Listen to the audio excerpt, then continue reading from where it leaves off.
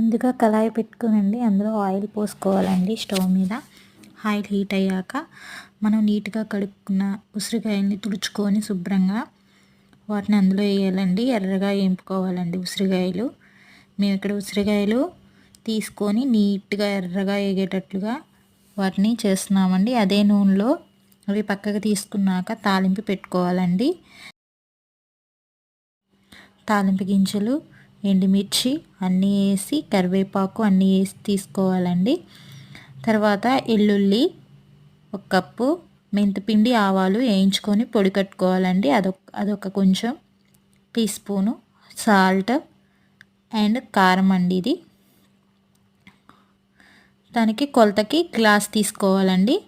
ఉప్పు కారం ఎలా ఈ గ్లాస్ కొలతలతో తీసుకోవాలండి. చల్లారివ్వాలండి బాగా, ఉసిరికాయలు బాగా చల్లారాలి. ఇది కూడా ఆయిల్ కూడా చల్లారాలి. కారం తీసేసుకున్నామండి 1 గ్లాసు, అందులో సాల్ట్ 1/2 కప్ తీసుకున్నామండి. అందులోనే మెంతిపిండి కొంచెం, అందులో ఉసిరికాయల్లో కొంచెం కలుపుకోవాలండి. తర్వాత కారం అండి, మీకు నచ్చినట్టు, మీ టేస్ట్కి నచ్చినట్టు, మీకు కారం సరిపోదేమోననేసి మళ్ళీ ఒక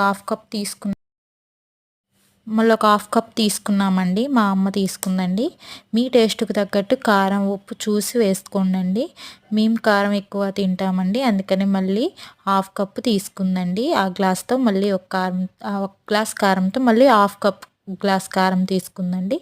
ఎల్లిపాయలు మెత్తగా కొంచెం దంచుకొని అందులో కారంలో వేసి కలుపుకోవాలండి.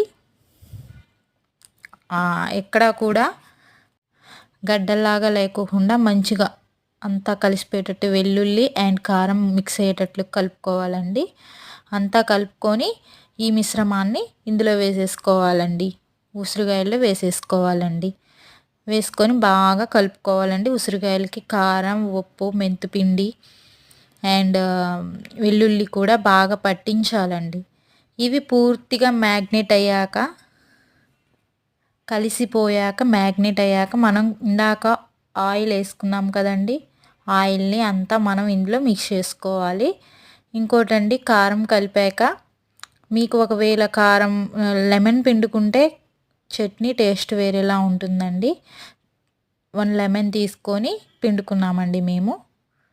1 లెమన్ చాలండి, సైజుని బట్టి చూసుకొని పిండుకుంటే చాలండి.